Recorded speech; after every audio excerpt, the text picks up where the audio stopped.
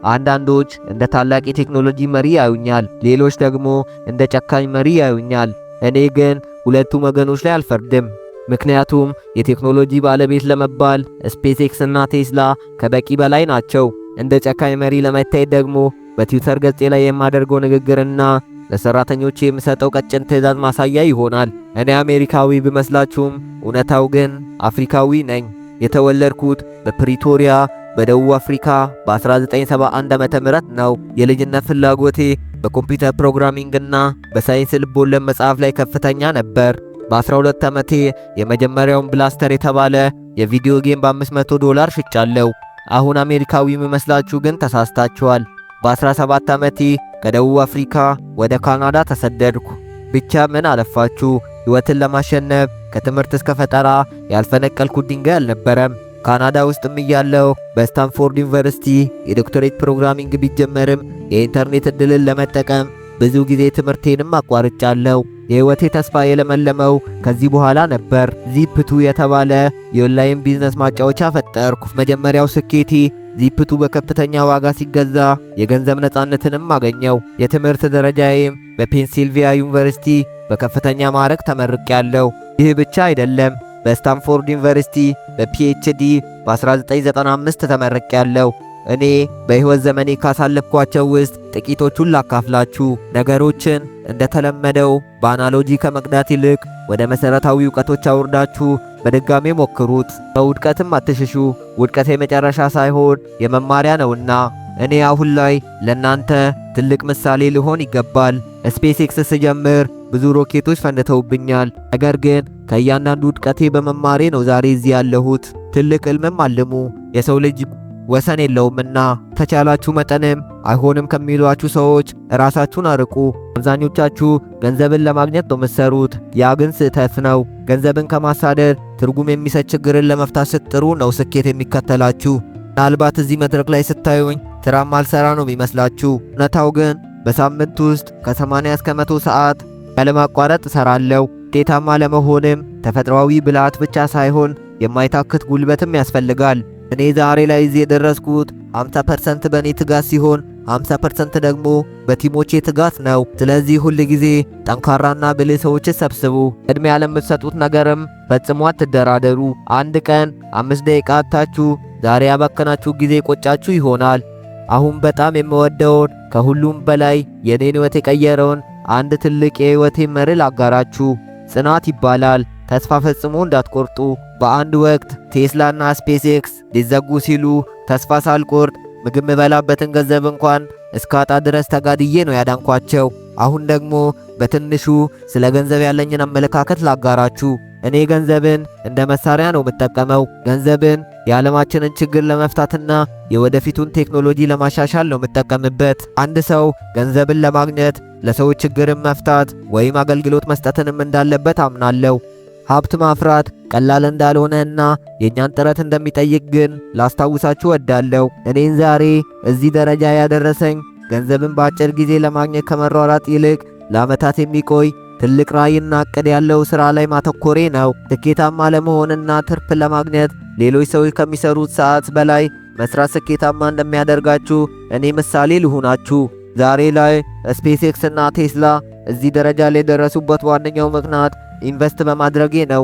አሁን ደግሞ ስለ እያንዳንዱ ድርጅቶቼ ልንገራችሁ። የመጀመሪያው ስፔስ ኤክስ ይባላል። የተመሰረተው በ2002 ዓመተ ምህረት ነው።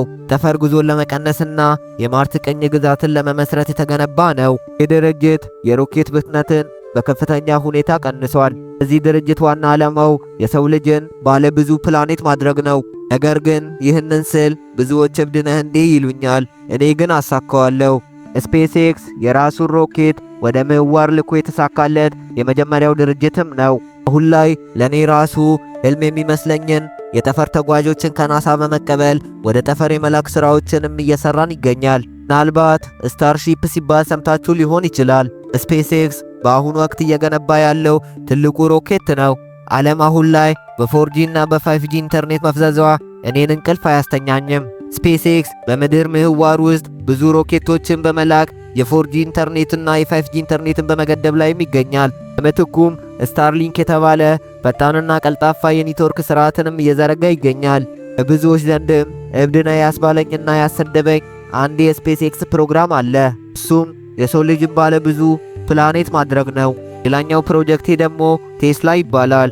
ኑ አሁን ደግሞ ስለ ቴስላ ትንሽ ላዋያችሁ። ቴስላ የኤሌክትሪክ መኪናዎች ቀርፋፋ ናቸው የሚለውን አመለካከት የቀየረ ድርጅትም ነው። ዓለም ላይ የፔትሮሊየምና የነዳጅ ጥገኝነትን የቀነሰ የመኪና ድርጅትም ቢኖር ቀዳሚው ቴስላ ነው። እኔንም የሚያስገርመኝ አንድ የዚህ የቴስላ መኪና ቴክኖሎጂ አለ። እሱም ራስ ገዝ የቴክኖሎጂ ስርዓቱ ነው። በካሜራና በሴንሰሮች የታገዘ ቴክኖሎጂ ስለሚጠቀም ያለ ሰው ልጅ ንክኪ መሄድ የሚችል መኪናም ነው። ልክ እንደ ስማርት ስልክም በየሳምንቱ አሊያም በየወሩ አፕዴት የሚደረጉ የውስጥ ሶፍትዌሮችም አሉት። መኪናዎቻችን ዜሮ ልቀት ስለሆኑ ምንም አይነት አየር በካይ ጭስን አያወጡም። እኔ ለውጥ ፈላጊ ከሚባሉ ሰዎች ውስጥም አንዱ ነኝ። በ2022 ዓ.ም ትዊተር የሚለውን ማህበራዊ ሚዲያ ገዝቻለሁ። ትዊተርን ከገዛው በኋላ የተለያዩ ለውጦችንም አድርጌበታለሁ። በእነዚህ ለውጦች መካከል የመጀመሪያው ትዊተር የሚለውን ስምና ታዋቂውን ሰማያዊ ወፍ ማስወገድ ነበር። ለምትኩም በቀላሉ ኤክስ የሚል ስምና አርማን ሰጥቼዋለሁ። ኤክስ ለይዘት ፈጣሪዎች በቪዲዮዎቻቸው መሃል ማስታወቂያን በማስገባት ገቢን እንዲያገኙም አድርጓል። ኤክስ በውስጡ በጣም አስደናቂ ልክ እንደኔ ሆነው ተጠቃሚዎችን ጥያቄ የሚመልሱ ግሮክ የሚባል ቴክኖሎጂን ይጠቀማል። በብዙ ሰዎች ትዊተርን ለምንድነው የገዛው የሚል ጥያቄ ይቀርብልኛል። እኔ ግን ትዊተርን 44 ቢሊዮን ዶላር አውጥቼ የገዛውበት ምክንያት አለኝ። ትዊተርን የገዛውበት ዋነኛ ምክንያትም እነዚህ ናቸው። ትዊተር በፊት ላይ የሰዎችን ንግግር የሚገድብ መድረክም ነበር። ያ ደግሞ ለእኔ እረፍትን ይነሳኝ ነበር። አንደኛው ምክንያቴ ይህ ሲሆን፣ ሌላኛው ደግሞ አንዳንድ ነገር ጠንሳሾች እንደሚሉት ኤክስን የገዛውበት ዋነኛው ምክንያት ለራሴ የቴስላና የስፔስ ኤክስ ማስታወቂያን በሁሉም ቦታ ለማዳረስ ነው። አሁንም ቢሆን ግን እኔ አልቆምም። ኤክስ ወደ ትልቅ ለውጥ ለማምጣት እቅድም አለኝ። በ2026 ዓ.ም ኤክስ መኒ የተሰኘ አገልግሎት ሰጪ አፕም እናመርታለን። የኤክስ መኒ ዋነኛው ዓላማው ማንኛውም ሰው በኤክስ ላይ የራሱ የግል ባንክ እንዲኖረው ያደርጋል። የግል ባንክ ስላችሁ ገንዘቡን የሚያስቀምጥበት መድረክን ያመቻችለታል። ልክ እንደ ቻይናው ዊቻት ኤክስን ሰዎች ሁሉንም ነገር የሚያገኙበት መድረክ አደርገዋለሁ። እኔም በፖለቲካ ውስጥም አታጡኝም። በፖለቲካ ንግግር ውስጥ ማንኛውም ሰው ሐሳብን በግልጽ መሰንዘር አለበት ብዬም አምናለሁ። ይህንን አመለካከትም ዘላቂ ለማድረግ ነው ኤክስን የገዛሁት። አሜሪካ ሀያል አገር ነች። ባለፉት 4 ዓመታት ለሁለት ፓርቲዎች ድጋፍ ስሰጥ ቆይቻለሁ። ነገሩን ቆም ብዬ ሳየው ግን እኔን የምታዋጣኝ አሜሪካ መሆኗን ተረዳው። አሁን ላይ ለዶናልድ ትራምፕ ጠንካራ ድጋፍንም እያደረግኩኝ ይገኛለሁ። ፖለቲካው ላይ ኤአይ ትልቅ ሚናን እንዲጫወትም እፈልጋለሁ። ቀደም ብዬ መጀመሪያ ላይ አንዳንዶች ጨካኝ ነው ይሉኛል ብዬም ነበር። ታዲያ ጨካኝ ካስባሉኝ ነገሮች ውስጥ አንዱ ይሄ ሳይሆን አይቀርም። አሜሪካ በስደተኞች ላይ ትልቅ ቁጥጥርን እንድታደርግም እፈልጋለሁ። ብዙ ጊዜ ኤአይ የሰው ልጅ ሥራ ይተካል የሚል ጥያቄም ይቀርብልኛል። እኔም እንዲህ ብዬ መልስ እሰጣለሁ። ወደፊት ላይ ሰዎች ሥራን የሚሰሩት ለመኖር ሳይሆን ለመዝናናትም ይሆናል ብዬ መልሻለሁ። ያው መልሴ ደግሞ ኤአይ ከፍተኛ የሥራ ስምሪት ስለሚያመጣ እያንዳንዱ መንግሥት ለዜጎቹ የዜግነት ለመክፈል ይገደዳል። ኤአይ አሁን ላይ ብዙዎችን ከሥራ ያስወጣ ቢሆንም እኔ ግን የሰው ልጅን ከባርነት የሚያወጣ እንደሆነም አምናለሁ። ወደፊት ዓለማችን የሰው ዋጋን የምትለካው በጉልበት ሳይሆን በችሎታና በአስተሳሰብ ይሆናል። ኤአይ አሰልቺና ከባድ የሚባሉ ሥራዎችንም ይቀንሳል። እንዲህ ስላችሁ ግን ከባድ ሥራ ይጠፋል ማለቴ አይደለም። እነዛን ሥራዎች ኤአይ ይረከባል ማለቴ ነው። እኔ ትልቁ ፍርሃቴና ስጋቴ ግን ይህ ነው። የሰው ልጅ ኤአይ መቆጣጠር ካልቻለ ዓለም ያበቃላታል። አመሰግናለሁ።